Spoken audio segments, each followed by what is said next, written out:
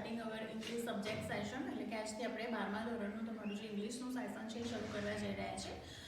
ઇંગ્લિશમાં આપણે જે બધા જાણીએ છીએ એ પ્રમાણે કમ્પેર ટુ ટેક્સ્ટ ગ્રામર પર વધારે મહત્ત્વ આપવાનું છે.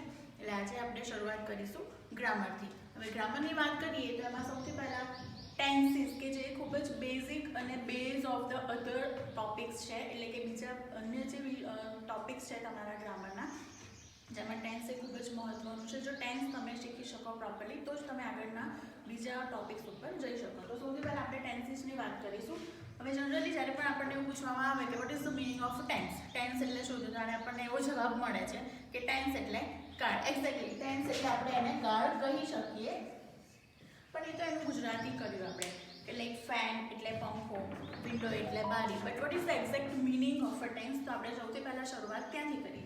તો એનો મિનિંગ જો સમજવા જઈએ, મિનિંગ એવું કહે છે કે tenses are the changes in the verb forms. That means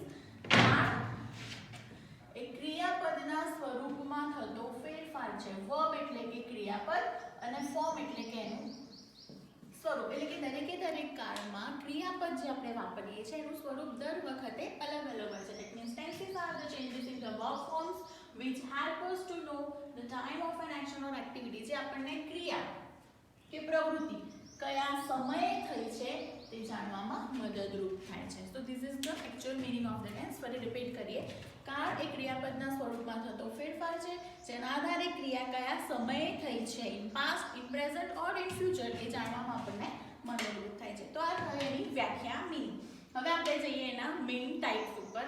તો mainly there are 3 types of tense. જે સિમ્પલ ટેન્સની વાત કરીએ તો સૌથી પહેલા છે સિમ્પલ પ્રેઝન્ટ ટેન્સ, એટલે કે સાદો વર્તમાનકાળ. Second form is simple past, એટલે કે સાદો ભૂતકાળ. અને ત્રીજો છે સાદો ભવિષ્યકાળ. જો આ 3 ટેન્સ ક્લિયર હોય તો એના આધારે બાકીના 9 એટલે કે ટોટલ 12 કાળ જે આપણે શીખવાના છે કે ઇન પાસ્ટ શીખીને આવ્યા છે એ આના આધારે છે. સૌથી પહેલા આપણે શરૂ કરીશું સિમ્પલ પ્રેઝન્ટ ટેન્સથી, એટલે કે સાદો વર્તમાનકાળ. હવે આ કાળ કયા સંજોગોમાં, કઈ જગ્યાએ અને કેવી રીતે વાપરવો એ સૌથી પહેલા આપણે જાણીએ. તો આ કાળ શું દર્શાવે છે? It shows first of all habits, એટલે કે તમારી આદતો જે આપણે રોજબરોજ અથવા તો once in a week or once in a month કરતા હોઈએ છીએ, જે આપણી રૂટીન એક્શન જેવી હોય છે. એઝ એન એક્ઝામ્પલ તરીકે જોઈએ તો I daily wash my hand before meal. Meal એટલે કે જમવાનું. જમતી પહેલા હું દરરોજ મારા હાથ વોશ કરું છું. આપણી એક આદત છે, જે સારી આદત છે, જેને આપણે સિમ્પલ પ્રેઝન્ટ ટેન્સ સાદા વર્તમાનકાળમાં લઈ શકીએ. આગળ વાત કરીએ તો રૂટીન એક્શન્સ, જે તમે સવારે ઉઠો છો અને રાત્રે ઊંઘો છો, ઇન બિટવીન તમારી જે કંઈ પણ દૈનિક ક્રિયાઓ છે, રોજબરોજની ક્રિયાઓ, એ બધી આવશે રૂટીન એક્શન્સમાં. As an example, I every day play cricket in the evening. હું દરરોજ સાંજે ક્રિકેટ રમું છું. તો આ પણ તમારી એક રૂટીન એક્શન્સ હશે. અથવા તો I wake up early in the morning at 6 o'clock. I go to school. I study different subjects. I come back to home. I take my lunch. I go to my tuition. I take my dinner with the family. These all are your routine actions, જે બધાનો સમાવેશ થાય છે સાદા વર્તમાન કાળમાં. હજી આગળ વધીએ તો કસ્ટમ્સ. કસ્ટમ્સ એટલે કે રીત રિવાજો, અવા ટ્રેડિશન્સ, પરંપરાઓ, જેમાં તમે આપણા તહેવારો એન્ડ સેલિબ્રેશન એની ઉજવણી જે રીતે આપણે વર્ષોથી ચાલતું આવ્યું છે અને એ જ રીતે આપણે આગળ પણ સતત ચલાવતા રહેવું પડે. એઝ એન એક્ઝામ્પલ જોઈએ તો people play garba in Navratri. This is our festival, it's our tradition, it's our customs, જેને આપણે વર્ષોથી જેમ ચાલતો આવ્યું છે એમ એને સ્વીકારવું પડે. તો એ બધું આવશે રીત રિવાજો, પરંપરાઓ, ફેસ્ટિવલ્સ એન્ડ સેલિબ્રેશન્સમાં, કસ્ટમ્સમાં. આગળ વધીએ તો યુનિવર્સલ ટ્રુથ્સ, એટલે કે સનાતન સત્ય કે હકીકત, જેને આપણે બદલી શકતા નથી. જે રીતે છે અને એ જ રીતે આપણે એક્સેપ્ટ કરવું પડે. જેમ કે sunrise in the east, sunsets in the west, honey is sweet, the earth moves around the sun. These all are universal truths, જેને આપણે બદલી શકતા નથી. ઇંગ્લિશમાં અમુક કહેવતો, પ્રોવર્બ્સ, એ પણ મોસ્ટલી ઇન પ્રેઝન્ટ ટેન્સમાં જ બોલવામાં આવે છે. એક્ઝામ્પલ આપો, the earth moves around the sun. જે યુનિવર્સલ ટ્રુથ છે જેને આપણે બદલી શકવાના નથી. તો in short these are the four main points. ફરી રિપીટ કરીએ. Habits, your routine actions, your customs, traditions and universal truths. These all are included in simple present tense. આ રીતના દરેકે દરેક વાક્ય આપણે સાદા વર્તમાન કાળમાં વાપરવાના છે. ઓકે, તો આપણે આગળના પોઈન્ટ પર વધીએ, જે છે do and does. Now generally do અને ડઝ આપણે ઘણીવાર નોર્મલ રૂટીનમાં તમે સાંભળ્યું હશે, પણ અને આપણે પણ વાપરીએ છીએ. તો ડુ અને ડઝ જે છે ઓન્લી સિમ્પલ પ્રેઝન્ટ ટેન્સમાં જ વપરાય છે. Do is used with I, you, we, they and any plural names. એટલે કે એક કરતા વધારે નામ માટે આપણે do વાપરીએ છીએ. And does is used for he, she, it or any singular name. જેમાં કોઈ એક વ્યક્તિ, પશુ, પક્ષી, પ્રાણી, બર્ડ, એનિમલ્સના નામ સાથે આપણે do અને does નો આ રીતે ઉપયોગ કરીએ છીએ. આગળ વધીએ તો this is all theory and meaning. Main જે ટેન્સ છે આપણે હવે જોઈએ કે એમાં કેવી રીતે વાક્યની રચના કરવી, વાક્યો કેવી રીતે બનાવવા, કેવી રીતે લખવા અને કેવી રીતે પ્રેઝન્ટ કરવા, બોલો એ હવે મેઇન અહીંયા છે.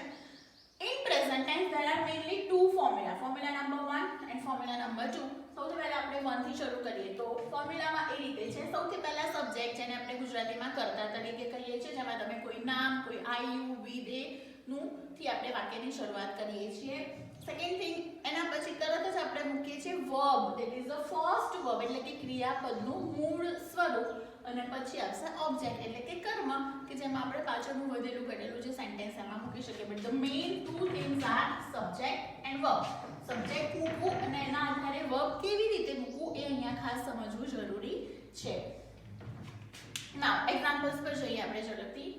First example is I attend my online class every day. ગુજરાતીમાં એવું થાય કે હું દરરોજ મારા ઓનલાઈન ક્લાસ અટેન્ડ કરું છું. સેકન્ડ એક્ઝામ્પલ પર જઈએ. You wash your hair daily. તું દરરોજ તારા હેર વોશ કરે છે. Number 3, we walk in the garden regularly. અમે નિયમિત રીતે ગાર્ડનમાં વોક કરીએ છીએ. They write in the notebook. તેઓ નોટબુકમાં લખે છે.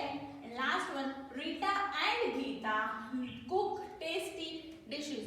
Rita અને Geeta tasty dishes cook કરવું એટલે જમવાનું બનાવવું, tasty dishes બનાવે છે. તો અહીંયા તમે જોઈ શકો છો કે મેં ટોટલ 5 એક્ઝામ્પલ્સ લીધા છે, જેમાં I, you, we, they, Rita and Geeta આ બધાનો ઉપયોગ કર્યો છે એઝ અ સબ્જેક્ટ એટલે કે કર્તા તરીકે. એના પછી તરત જ મેં લીધા છે અટેન્ડ, વોશ, વોક, રાઇટ અને કુક. આ બધાને આપણે કહીશું વર્બ, એટલે કે ફર્સ્ટ વર્બ જે દરેકે દરેક એના મૂળ રૂપમાં છે. એટલે કે વર્તમાન કાળમાં ક્રિયાપદ હંમેશા એના મૂળ રૂપમાં એટલે કે ફર્સ્ટ ફોર્મ ઓફ વર્બમાં હોય છે. સેકન્ડ પોઈન્ટ, અહીંયા દરેકને કન્ફ્યુઝન થતું હોય છે અને મોસ્ટલી સ્ટુડન્ટ્સ અહીંયા એ ભૂલ કરતા હોય છે કે જનરલી એક માઇન્ડસેટ છે કે જ્યારે આપણે I મૂકીએ ત્યારે એની જોડે M મૂકી દઈએ છીએ. જ્યારે આપણે you, we, they નો ઉપયોગ કરીએ ત્યારે એની સાથે આપણે R ને પણ મૂકી દેતા હોય છે. But no, it is totally grammatically it is wrong.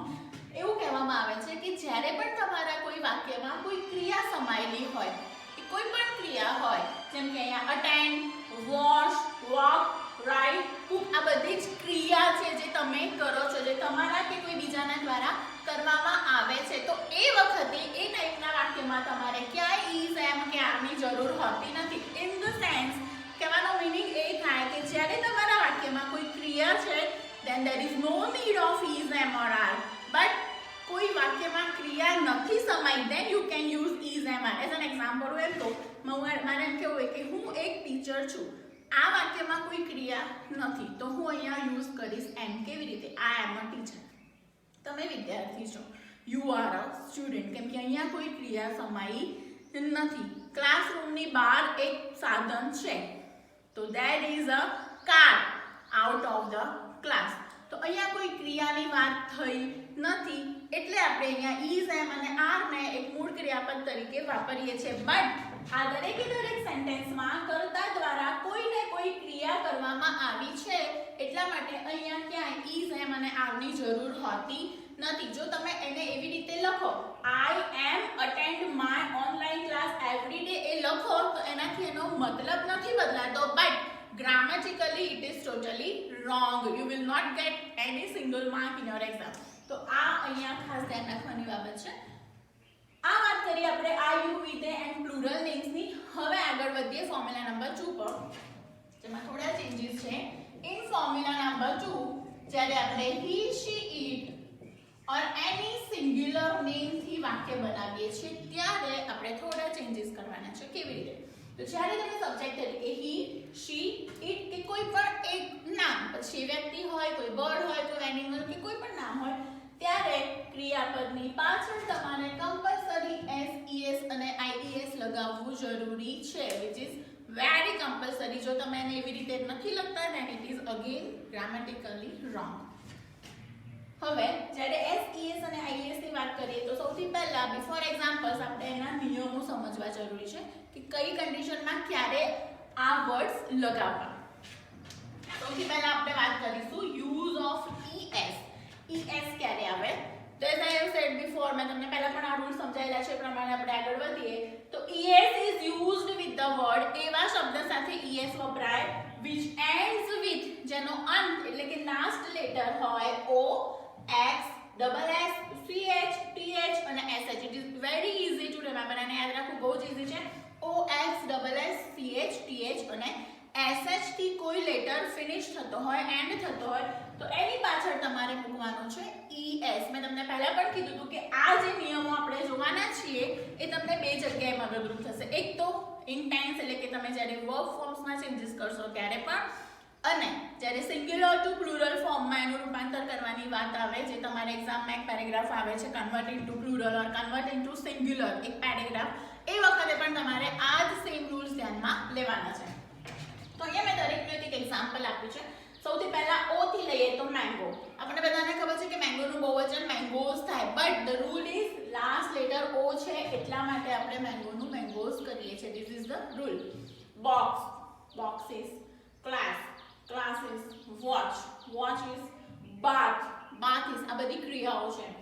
Wash તો વોશિસ. અહીંયા મેંગો, બોક્સ, ક્લાસ એ ક્રિયાપદ નથી, એ નામ છે, અને નીચેના જે ત્રણ વર્ડ્સ મેં લીધા છે એ ક્રિયાપદો છે. એટલે મેં તમને પહેલા જ કીધું એ પ્રમાણે આ જે નિયમો છે એ બંને જગ્યાએ યુઝફુલ છે.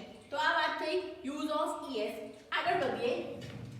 Second rule is use of IES. IES કયા સિચ્યુએશનમાં યુઝ કરી શકાય? Last letter should be Y, એટલે કે કોઈ પણ વર્ડ, પછી વર્બ હોય, કોઈ ક્રિયાપદ હોય કે કોઈ સિંગલ નેમ હોય, એનો લાસ્ટ લેટર Y હોવો જોઈએ. But it must have consonant. એટલે કોન્સોનન્ટ આપણે ગુજરાતીમાં કહીએ છીએ વ્યંજન. Y ની એક્ઝેક્ટ આગળ વ્યંજન હોવો જોઈએ. વ્યંજન એટલે A E I O U સિવાયના બાકીના બધા જ લેટર્સ, જેને આપણે કોન્સોનન્ટ્સ કહીએ છીએ. એક્ઝામ્પલ જોઈએ. સ્ટડી, અહીંયા લાસ્ટ લેટર ઇઝ Y અને Y ની એક્ઝેક્ટ આગળ D છે. D ઇઝ અ વ્યંજન કોન્સોનન્ટ, એટલે અહીંયા આપણે Y કાઢીને લગાવીએ છીએ IES, એટલે કે સ્ટડી નું થઈ ગયું સ્ટડીઝ. ક્રાય નું થઈ જશે ક્રાઇઝ. Baby, babies, fries. તો these are the rules of IES. આગળ વધીએ યુઝ ઓફ S પર જઈએ તો આનાથી reverse, that last letter should be Y. Again last letter તો Y હોવો જ જોઈએ, પણ એનાથી ઊંધું એની એક્ઝેક્ટ આગળ હોવો જોઈએ કોઈ સ્વર, વોવેલ, એટલે કે AEIOU. વોવેલ ને અહીંયા ગુજરાતીમાં આપણે કહીએ છીએ સ્વર, અને સ્વર છે 5 AEIOU. એક્ઝામ્પલ્સ થી સમજીએ. પે, PAY, પે એટલે ચૂકવવું, પે ધ બિલ, જેનું થઈ જશે પેઝ. અહીંયા Y આપણે કાઢવાનો નથી, આપણે સિમ્પલી એની પાછળ S એડ કરવાનો છે. બાય નું થઈ જશે બાયઝ, ટોય નું ટોયઝ, બોય નું boys. So these are the main three rules. Again I repeat, which is very useful converting into verb forms and also converting into singular to plural or plural to singular. આ બધી જગ્યાએ common આ rules છે, અને આ rule સિવાયનો common કોઈ પણ વર્ડ હોય તો એની પાછળ કોમનલી S યુઝ થાય, જેમ કે speaks, eats, talks, walks, runs. These all are the common words જેની પાછળ આપણે કોમનલી S યુઝ કરીએ છીએ.